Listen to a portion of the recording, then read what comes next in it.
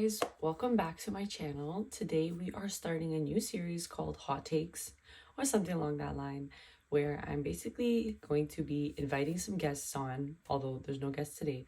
We're going to just talk about some different controversial topics because I feel like me and my friends always have like really good discussions about literally anything and everything. And we definitely have a lot of hot takes that we don't necessarily see people posting about online that often. But for today's first episode, we're going to talk about relationships and love and my specific hot takes with this topic. So I feel like I'm qualified to talk about this topic because I've been in two long-term relationships. I actually just celebrated my 2-year anniversary with my current boyfriend on Monday, and there's a picture of us somewhere there in the background. I feel like I do a lot of things in my relationships that people find strange, but it really works for me and the type of person that I am. And this is a huge disclaimer. I am by no means saying that this is like the best way that you should live your life or the only way you should have your relationship, or that any of the things that I'm saying in this video are like wrong to do. A lot of people do the things I'm going to talk about. I'll explain why I think these things aren't ideal in a relationship and how they can lead to a lot of negative outcomes. But by no means am I saying like, oh my God, like if you do this, you're whatever, like you're stupid, your relationship's horrible. Nobody will know what determines a bad relationship or good relationship unless they are in that relationship themselves, or they are extremely close to it and like can see it unfold. So I'm not saying that you have a bad relationship if you do these things. I'm just saying that it could lead to some bad outcomes. So with that cleared, let's get into it. All right, so let's just get straight into it. The first hot take that I have is spending excessive amounts of time with your partner to the point where your lives sort of intertwine. And what this means is that in a way, there's almost like no separation. There's no identity away from your partner. And I know a lot of people who have lived a life like this where all of a sudden, like every single activity that they do, their partner's there. Everywhere they go, their partner's there. They literally spend all their free time, as much time as they can, with their partner. They make so many different sacrifices of their time for their partner. And it's like when you think of that person, you don't even think about them as like an individual anymore. I always associate them right away with their partner because of like the type of like closeness they've created in their relationship. Now, I think a bad aspect about that is that people see a couple spending a lot of time together and automatically think, oh my God, like, that's so healthy. They probably, like just have like such great times together, no conflict, blah, blah, blah. I personally believe the exact opposite. While I do think that spending like a good amount of time is very essential in any relationship, I think spending excessive time with your partner doesn't allow any time for you. And eventually you will get to a point where the only way that you view yourself is as like a reflection of your partner, and everything that you guys do is like connected. And that's a huge problem because it takes away from everything that you are. So for example, like I see on Twitter lately that a lot of girls have been talking about how once they've got into relationships, they start losing a lot of the identities that they had before. So let's say they were a dancer, they no longer do dance. Let's say they went to the gym, they no longer go to the gym. Let's say they had like a specific hobby, like painting, they no longer paint. Or even something simple as like getting dressed up and like doing those little things for yourself. They no longer did that because they spent so much time with their partner that they didn't feel that these extra things were necessary to do. Your partner is not a guarantee in life. There's a huge chance that there's a breakup that can occur, because as sad as that sounds, like that's just how life goes. Most people break up. What happens then when you guys break up and all of a sudden your entire identity is attached to this person, but this person is now gone? Like you have to like scramble and start from the beginning to put all those pieces of yourself back together when you could have just avoided in the first place by maintaining your own sense of self. The best way, in my opinion, to do that is to have your own things going besides from the things you have going with your partner. So, participate in your own hobbies, do your own activities, see your own friends, which I'm gonna get into next. When you're spending time together, it's great, but you want to still leave some time for yourself.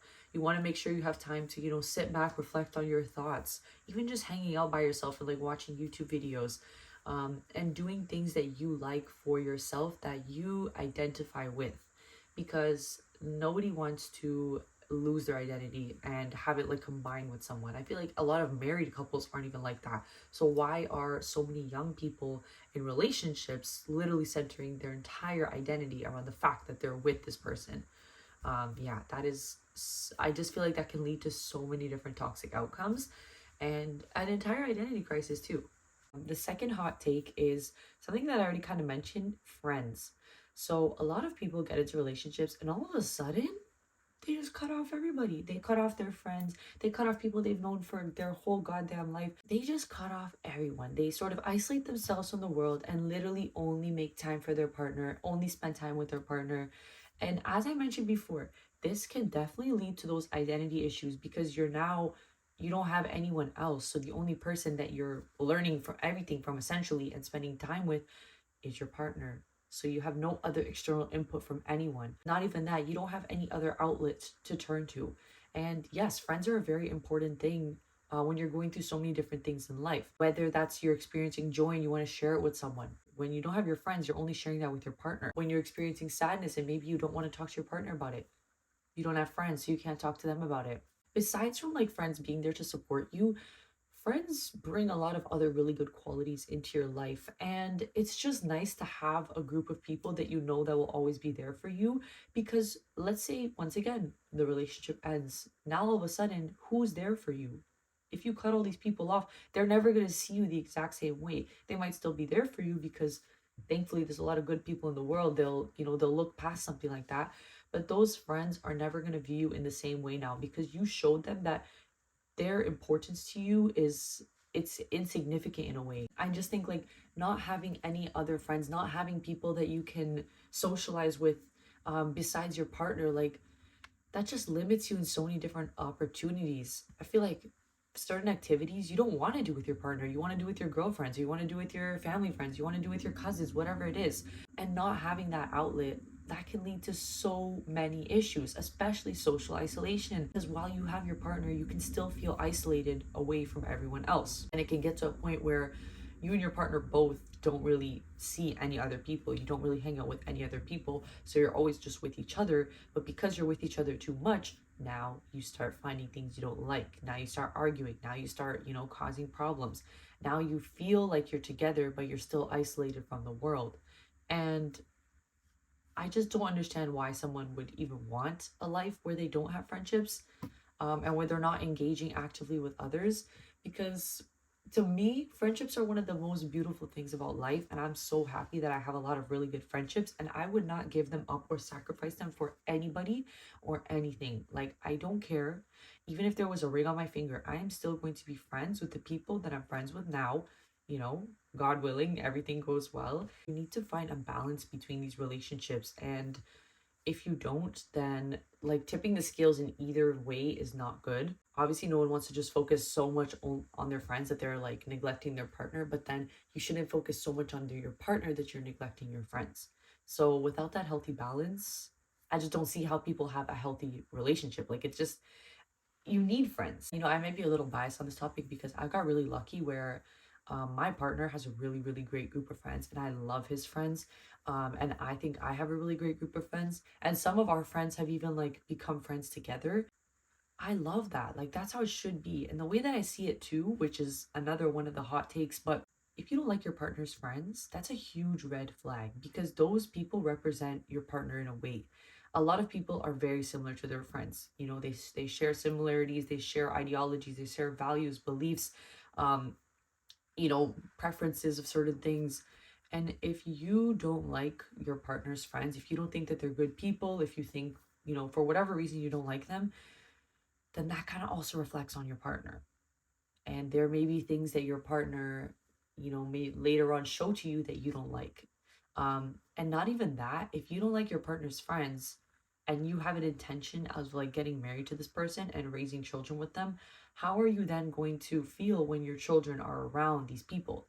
They may be your children's future, like aunts and uncles, so to say. Your children may play with their children. So if you don't like your partner's friends, how would like that? It just doesn't make sense to even continue the relationship, especially go to the next level and start a family when you know that there's potential of your children being directly influenced, directly like cared for by these people. in a way, right? So make sure you like your partner's friends. Make sure your partner likes your friends.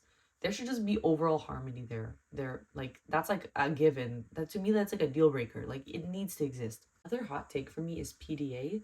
And not PDA, so to say, because I know a lot of people hate PDA, but what PDA sort of shows to people, or what PDA sort of means. I'm not a PDA person. I don't like, the whole like being super flirtatious, super like on each other, especially in public settings where people that I know are there. So my friends, family, whatever. I'm alone, it's a little bit different, and there's definitely a little bit more PDA, but nothing like that crazy because I just personally don't like it. I'm not used to it. It's something that I haven't really seen growing up. Regardless of what your take is on PDA, I think that a lot of people mistake the lack of PDA for the lack of like like a good relationship. So I've had people tell me before that my lack of PDA in their eyes is that like me and my partner are not a couple, that we don't seem like we're, happy, that we're not that we don't have a good relationship because we don't have this PDA. My hot take about that is like, first of all, that's such a stupid thing to base anything off of, the amount of PDA that someone gives. In varying situations, we're all going to act different. So when I'm with people, especially if I'm like in a public area, there's a lot of my friends there, I'm the type of person where I like my freedom. I like being able to go and socialize with everyone, talk to everyone, have a good time with everyone. I'm not someone who's just going to sit there and be glued to my partner the entire time. However, there are a lot of people that are like that.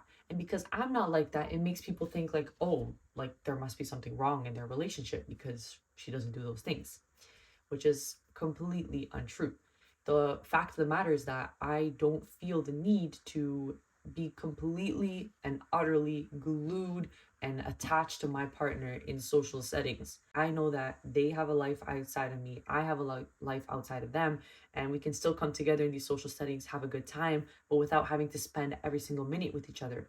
Don't think that because you don't show PDA in your relationship that your relationship is inherently bad or that there's something wrong with you, because that is super normal. You don't have to act all fucking lovey-dovey all the time. Like maybe that's just not you and the type of person that you are, and that is completely fine. And don't let anyone make you feel bad about that, because there's absolutely nothing wrong with it. You know what your relationship is, you know how strong it is, and like comments like that, they just come from like a place of ignorance in a way, because those people just don't know behind the scenes.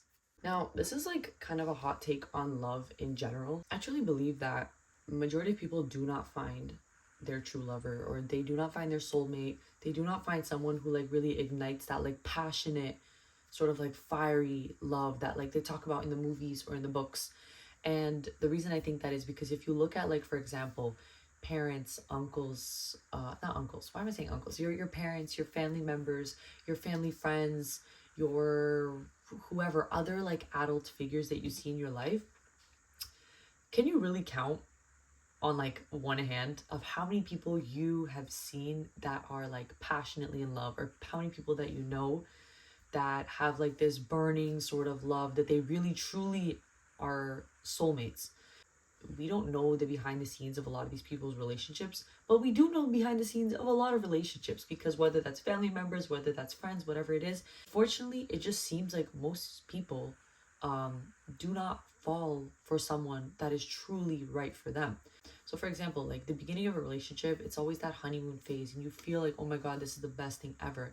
But over time, those feelings can fade, and that's definitely true throughout a marriage, which is why so many marriages end with divorce. And I do think that everyone like ends up with who they're meant to be with in a way, but not necessarily in a soulmate way. Does that make sense? Like whatever happens in our life, I do think that's just how it goes. That's just how it was meant to be. But that also means that not everyone gets to experience that sort of like true passionate love. Which is why a lot of people just end up alone, or a lot of people end up divorced, or a lot of people end up like hopping from relationship to relationship looking for that but never finding it. When you're young, you should just take more time to really learn it, what it is that you want, what it is that you can provide, and what it is that you will actually like settle for and take in life. Learning all those things at a young age will just make it that much easier to actually find the person that you're meant to be with. I think that at a young age, if you're able to, it's probably best to sort of date around and not necessarily be in long-term relationships, but date around, get your heart broken, learn about what it is that you want for the rest of your life and the type of people that you want to be with. And I know like getting your heart broken sucks, but it's necessary. And like everyone's gonna experience heartbreak in one way or another. Romantic heartbreak is necessary. It's a huge eye-opening learning perspective, and doing so at a younger age is just a lot easier than having to do that in like your mid to late 20s or even later. And I know that it's not that simple, and I wish it was, but it's not. I guess like this hot take about like partners in love is that like it kind of confuses me sometimes, like why monogamy is the norm for a lot of people, because it just doesn't make sense that you will with like find all those qualities and find like that true love within one person. And I'm not referring about my own relationships in this, I'm just referring as like love as a whole. There's so many different people who will love you in so many different versions that you will never get to experience because you are committing yourself to just one person. I'm not polyamorous. I don't think I would ever be. But that's just something that it just, just some food for thought. Just a little food for thought. Right. This is probably one of the last hot takes, but I saw this tweet today and I agree with it so much. If you are fighting demons and losing, there is no need for you to be in a relationship. You should only get into a relationship when you are at the best version of yourself, or you're actively trying to pursue the best version of yourself. Like if you're already in a relationship and you're going through some hard times, that's different. Of course, like you didn't foresee that happening. However, if you're not yet in a relationship and there's a lot of things that you need to work on, whether that's, unresolved trauma or, different aspects of your personality that are just issues. Maybe you're just going through a really hard time in like work or school or whatever it is. You do not need to bring someone else into that mess. And I know that that's harsh, but the way that I see it is like it's selfish to involve someone with you when you are not at your best. Because now, not only are you draining yourself and your own resources, you are now putting pressure on someone else to drain their resources. And of course, a partner is going to be there to help you. They're going to be there to support you. They're going to do whatever they can. But your partner will not save you. That's not their job. That is not what they're required to do. They're not here to save you. They're not here to pull you out of this rut. They're not here to, change your entire life around, because they're not your therapist. They're not your doctor. They're not your boss. They're not you, essentially. And the only person that can save yourself is you. And I think a lot of people put way too much pressure on their partners, like being there for them in these like extreme ways, when they just like there's certain things that you just shouldn't expect from your partner. Also certain things that you just shouldn't subject them to, because everyone is already having so much going on in their lives. And if you know that you are not at like a stable place in your life as a person, what is the point to get someone else involved? Especially if you've had like a repeated pattern of relationships ending horribly because of issues on your end. Now, I've seen this happen with people in my life where, they'll date people who have a lot of issues for whatever type of issues in so many different aspects, and the relationships always fail horribly because that person's issues get in the way of everything. They start creating insecurity, they start creating inferiority, they start creating a lot of tension, they start creating like a codependency. All of that just ends in a horrible breakup, and it makes the person who is trying to help you, the partner in this case, feel like shit because they weren't able to help you. They weren't able to help you get out of that mindset or that place or the issue or whatever it was. So if you're fighting demons and losing, like, do whatever you can on your own time without involving a person romantically in your life, um before you get to that next stage. And once you beat those demons, because you will, we always do, the sun always comes back, then you can start worrying about, which person you should bring into your life, and, if you should take your relationship to the next level. But before that, please do yourself a favor, do the other person a favor, do everyone a favor, and do not involve people romantically if you are just not ready for them. All right, so that is it for today. These are not all my hot takes, and if I wanted to do a whole video, it would take me just way too long. But these are definitely like the 4 to 5 like main ones that I feel like are relevant to a lot of relationships. And maybe this, gave you some insight about something. Maybe you agree with me, maybe you disagree. Regardless, I would love to hear your hot takes. I would love to hear your opinions on what I said, especially if they are different than what I've said here. I always love hearing differing opinions. I love being challenged. I love being confronted in a way. Yeah, so let me know down in the comments below. And if you like this video, then like and subscribe. And if you have any ideas of like topics that you want to hear for hot takes, let me know because I do have some in mind with some friends. And yeah, I'm excited to get those going. But thank you guys so much for watching, and I'll see you soon.